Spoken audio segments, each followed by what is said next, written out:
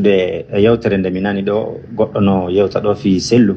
wontirɗo Sénégal waɗɗo gafowal ɗo ɗen e nder otowal photo profil makko on ɓayno inde makko windaki ɗo ko innovation sinami fayi ko ɗo windi ka profil makko. Ok, monsieur innovation. Ok, aray mi anda hay so tawiɗa andi ko woni signification innovation. Aray noon ɓay ko ka français winduɗa aray no gasa iɗa andi kono ɓurtu feere anda kadi ko woni innovation go e anda kadi yewtereji gonɗa yewtude kon ko honno piiji ɗin waluri. Donc a yewtiɗo fi sellu ko wonɗen wadde o ko hoore men wonɗe waɗande na sellu wonɗen waɗande ko gonga. Kono mi sikki ko waɗɗen ɗo fuu e nder ɗi duuɓi 16 ɗo ɗen gila Ba Mamadou ƴetti o parti jonni sellu mi sikka ko fi hoore men enen tigi wonɗe waɗande ko fi no kanko président on no laamora mi hoolaki ko fi intérêt men enen tigi wonɗe waɗande non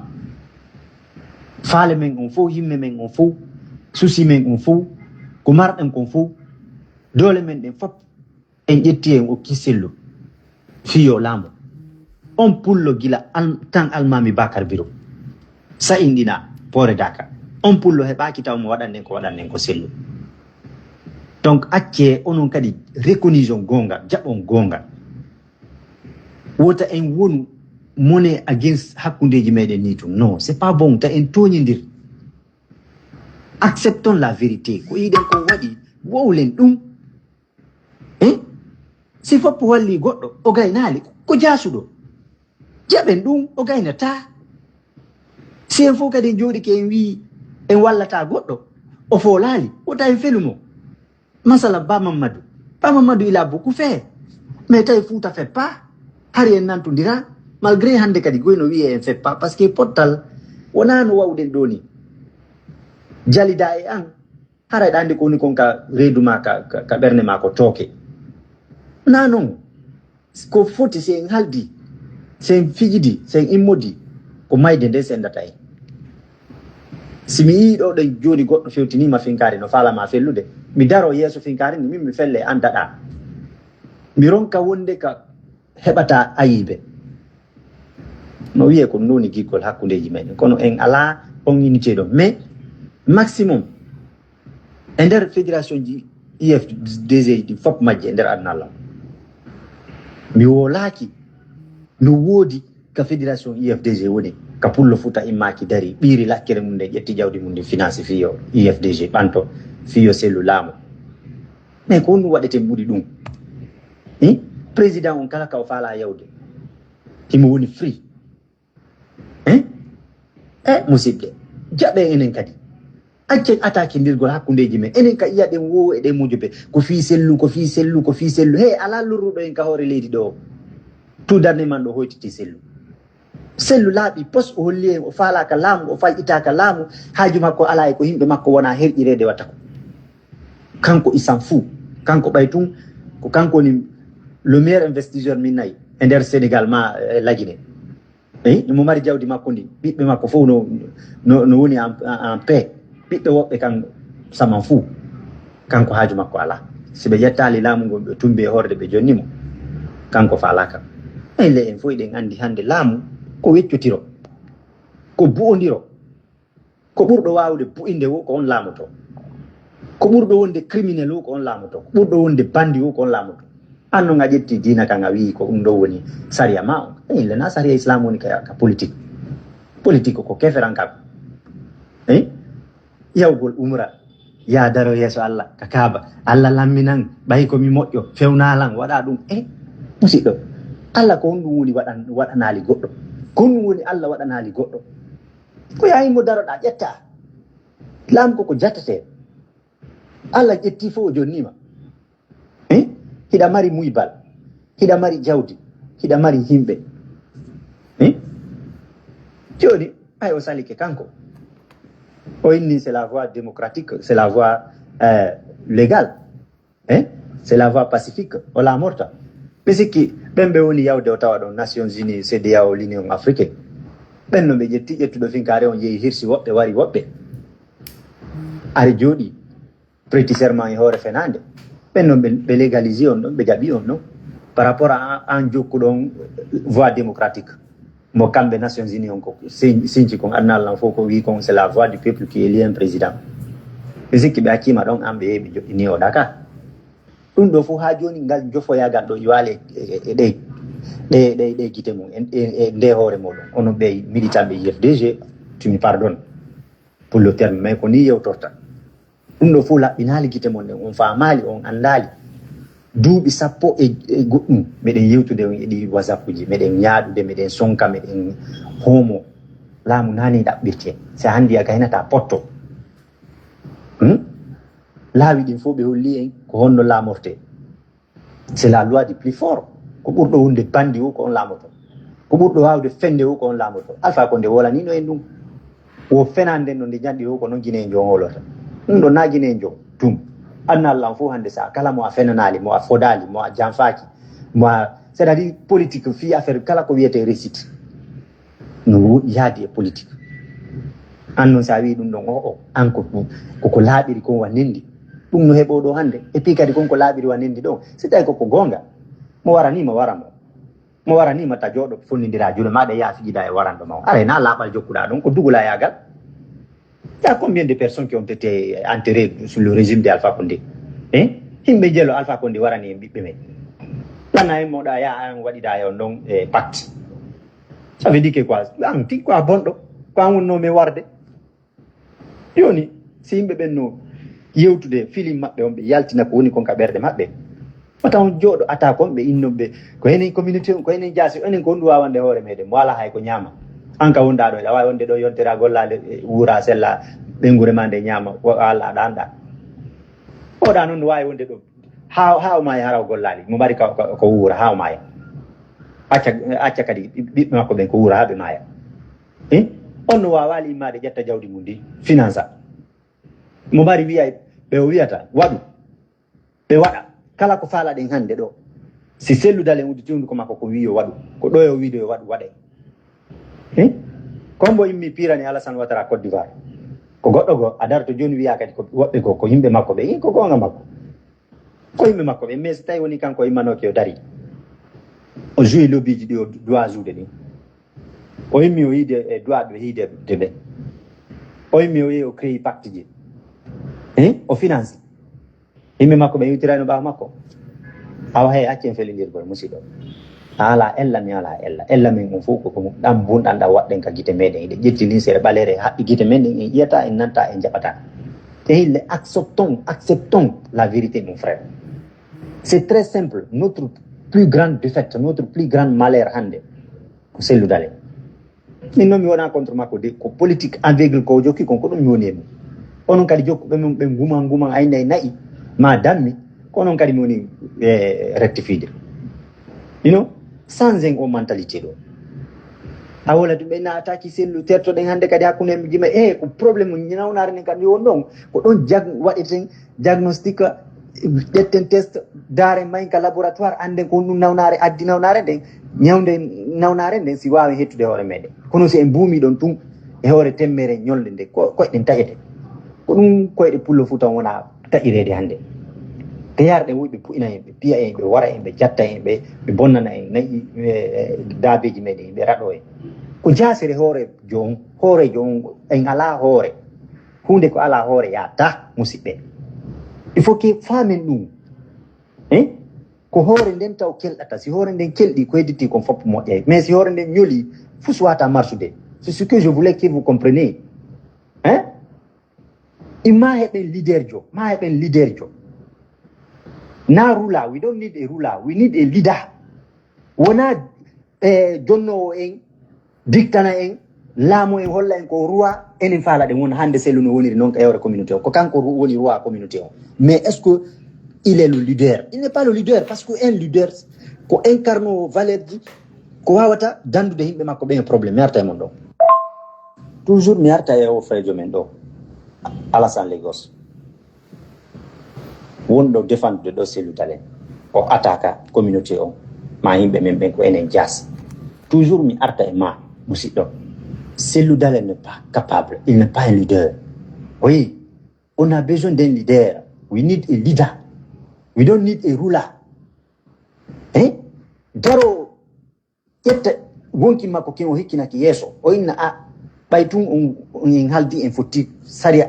anna yanko jonko dum do windi wallini bay mi négociata mi wadata lobin mi yeyata leydi yande mi jamfata ko yimbe ande joni mi wakkili ke mayde ande nane mi maayi kono mi jabata goddo go groupe on seed ara immo ara tonya yimbe ande be wara be jatta be viola be tilfa be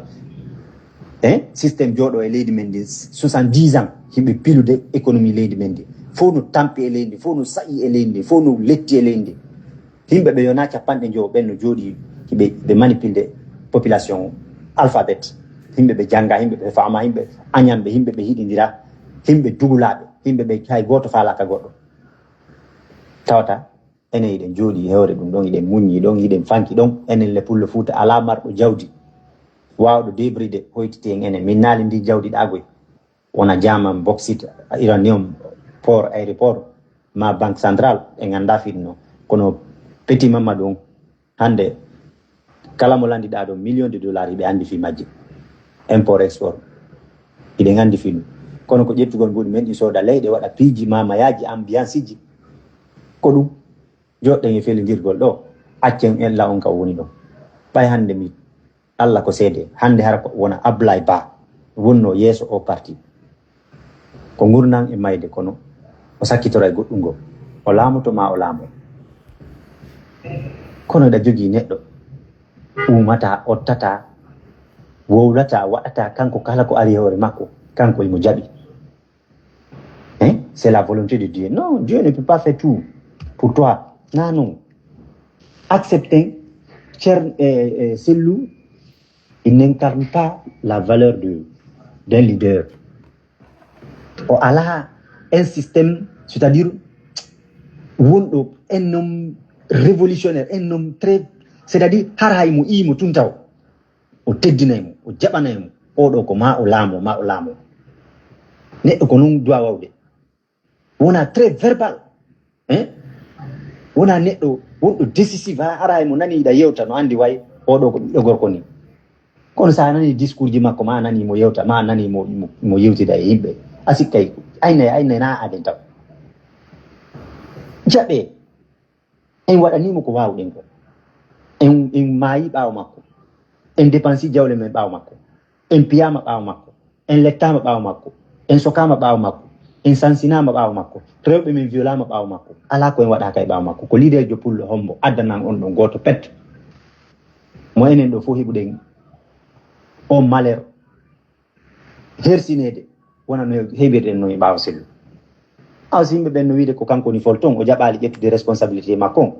o wadali hore makko ka place makko taw filmu taw wi selu wata wadde di fo o wata wadde kono ko kanko ni stratégie o kanko ni plan hore burde ne mawnde mais si tay hore nden nyoli andi ko hedditi kon wata yawde ko dum wadi himbe ben fo no pottade seda be den andi ben do fo kadi ko dugulabe sina dum himbe sappo e njow wawi organiser de hunde kudita hakkundeji mabbe be yewta be alda be fotta ko dum do doa wadede ka parti na kudita be mo wadde kono be tawi il n'est pas à la hauteur de diriger cette partie parce que na la mo fala nous voulons un homme agressif, un homme très verbal, un homme radical, un homme très très influent. Haraku so wi hunde kari fop ben yoto mapo wula on a Alpha Condé fendo on ka opposition nous ne faisons pas la guerre pour de l'or ou de l'argent ou quel que soit. Nous faisons la guerre pour la démocratie. Oui, enen kadi ko dum ne wadande guerre ko fi yo démocratie et droit de l'homme et justice yo tabutu e lendi yo numdan yo gollire e lendi tonya acca e lendi pilgol lendi acca wargol bibbe leydi ben suudo wada kaguleji yaayi yaltina yimbe kina pay be jemma di nyalorno dum yo accu ko dum ne wadande combat ko dum ne pirande ko dum ne jettande pinka ko dum wonde dartanade ko dum wonde wadande guerre on gere don non hande ko mbo wata en lidande on gere don ko mardo jawdi ndi ko mardo relation on ko marbe fere ben ko mbo mari fere buri sellu dalen hande. Moi je ne suis pas contre celui à sa personnalité, je suis contre ses actes hande so yimɓe kew dari ke ɗo inni joma jawle en financé jawle mon ɗen iwen e maccangago iwen e colonisation iwen o ngo kasoge ɓe waɗi en ɗo ko joma jawdi hombo ƴettata jawdi mum ndi ɓila e hoore muɗum ronka wallitade mais mo jooɗodi e gañanidi makko ndi o waɗata o wiyata goɗɗo o waɗu o yimmutako ka jullere o jonata goɗɗo place on o innata kadi yeeye taw ton waɗo on waɗi kono no marsirta ko ɗum waɗi ɓe dugulaɓe ɗa fof ari ɓatti takko makko ɓe ɗaɓɓi koɓe ñaama ɓe ɗaɓɓi poste ɓe ɗaɓɓi inde ɓe dogi ɓe itti ɓe accimo ɗon ɓe acci population e tampere mum e sonjamo min noon so jaɓanilam min nami politicien jo am not a politician ɓe politicien ɓe meɗen fulɓe Fuuta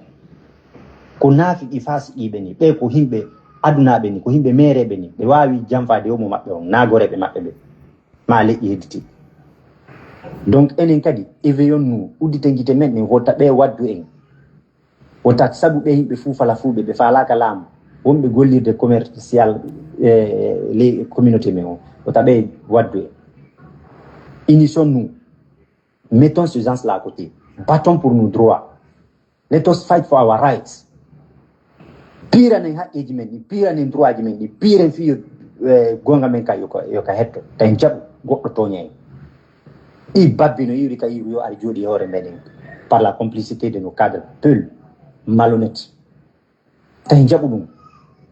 en ala probléme communauté on ala probléme nawnare nde jogi ɗen ndi ko haasidi yagal e gañanidi ɗum ɗolle si tawi leader jo no woodi un leader qui risque parce que ko gagnant a perdata tu vas rester dans l'histoire ara yan ay timɓe hedditiɓe e colonisation kono si a wuli mayde a wuli sokede a wuli nangede a wuli piridede kono heɓirta ɗum ɗo il faut que o wona kanko sacrifie ɗo fiyo hedditiɓe hetto ko non leader jo doit wadde kono ko jokki ɗo acceptons la vérité mes frères et sœurs ala hande pullo Fuuta marɗo dole hoytiki selludale hay ngu laamu joɗingo ɗo hande so inniɓe o beppa ɓe beppay so inniɓe o jonniɓe 24 heures ka laamu ɗon ɓe immoto kono si tawi woni ko neɗɗo déterminiɗo faalaɗo laamade par ce que il a tous les atouts ala ko wala kono hono wawi ɗen inde ɗo goɗɗo hande kono woni Alpha Condé gerdali Alpha Condé kala kambugol haala tum hey jaɓen musidɓe ella men on fof hande enen communauté on guine ella probléme leñol ngol fof hande ko selludal en jaɓen ɗum ko kanko woni lorra men kanko woni kata men on kanko woni kasara men on kanko woni kadi solution men on kanko woni kadi bonheur men on so jaɓi mais en tant que ko nguma yagal aynayi bulaw yaw koye didere de ko ɗum jokkuɗon ɗo goɗɗo wolay tuinde sello sello ala probléme ko communauté mari probléme enen tigui min e ma a waɗali ɗum kono mi wawi wadde kono wawɗa wadde sina ƴettugol jawdi ma ndi jonna ma ƴetta dole maɗe ma ya fota ko hedditi kon ko an sécurisata ko an waɗata union hakkudeji meɗen a ala mi ala iɗa yurmi na marɗon duwa arde waɗa en united tawi noon marɓe ɓen jomiraɓe gande ɓe politicien ɓe mo be ko intérêt mum personnel jokki kono enen petit mamadou wawete yiɗiguel an a anda ɓernde miskino no wawi wa tasum café noir a anda ɓernde miskino no wawi wa kembure ɓalere ko marɗo on okkorowo on ko on waɗata ɓe unite innata goto añan goɗɗo en fof eɗen fota ñaame ha haaron tawi jaɓu wonidirande mone saabu jawdi lannayde ene lutte ko marɗo jawdi on marɗo gandal on ko ɓen mbaɗi doole ko ɓen mbaɗi cuucal ko ɓen wawi en wadde united na min e maɗo so please accen accusugol hakkudeji meɗen na ko moƴƴi erreur on fop en fof ɗen sutimo emo waali e kene peɗɗan leader ɓe men ɓe jaɓali risque de ɓe ƴetta responsabilité ji maɓɓe ɗin ɓe wonana en de héros fino enen hettoroɗen kamɓe ɓe wuli mayde ɓe wuli sokede ɓe wuli innede ko ɓe rebelle comme woni na rebelle il faut te rebeller contre l'injustice il faut faire la guerre contre la dictature contre l'injustice tawi à chaque fois nde yawɗen élection koyeɓe jattuɓe jooɗo nde yawɗen koyeɓe jattuɓe jooɗo enen kadi en révoltata en rebellota ko innen en sali eɗo jooɗo ɗo e fenade e naafigiyagal goɗɗo susta wiide la résistance goɗɗo susta wiide etten pinka goɗɗo susta wiide immoɗen dartoɗen goɗɗo susta wiide dépense on mbuɗi mon ɗin yalton e tooñe hawa ɓiɓɓe fulɓe wone rimɓe hande ko ndifinkare laami aduna Allah o fof vous avez vu les États-Unis d'Amérique hande ko ɓe woni hollude aduna Allah o bewre jaggu doole tooñe sabu pinkaji mabbe den e technology mabbe on bay non dimmobe mabbe ben kadi andi on yi kambe kadi block mo be wadi on hande bay be ala dole wona America kono be wadi do block ji nayi la Chine Corée Iran Russia be do nayo no wadi block goto be jogondir kala mema do ko e mabbe America be pay aw ko non adna yarata hande il faut que de pinkaje de dabbe de wona fi kulle burude de wona fi goddum de ko fi enen hakkundeji men be di babbi be rebelbe be toñobe be wuybe jodi be hore population mabbe on hore fenande siga be jodi be kamen hande de 58 à nos jours ils sont en train de piller cette économie de ce pays hirsa bibbe leydi ben wujo yi yanda be yara ko ben duwa den jettude de pinkaje dartode say wi non dum don ko fenande e felli wawata wadde aw yo fulkano don kombo wadi rébellion mu ari ittilando dictateur yo joddini goddo go na kanyum mo be wadani hore mu ma wadani fiyo yimbe mum be hetto ma wadi fiyo teddungal yo wono e lendi ma wadi fiyo ta goddo habu nyinni démocratie on yaali Rwanda on yaali Paul Kagame on yaali Sierra Leone on yaali Chastelo Liberia on yaali Sierra Leone on yaali Fodé Sanko on yaali Côte d'Ivoire on yaali Ouattara kombo piranta goddo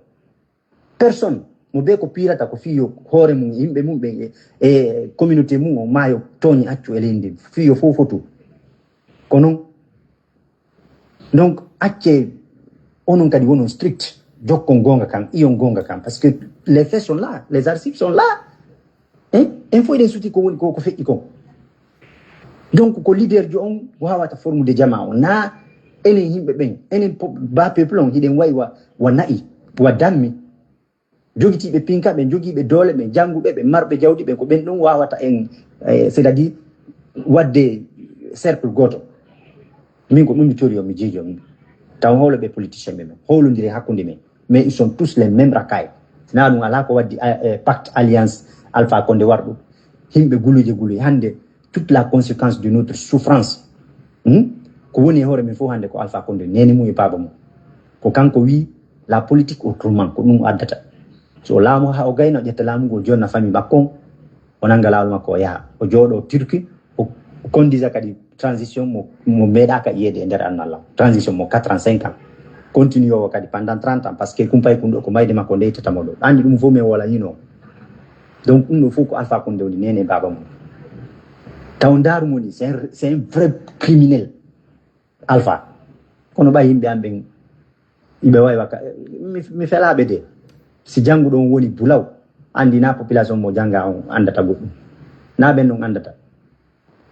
oui are ko dum jamme kisse mo do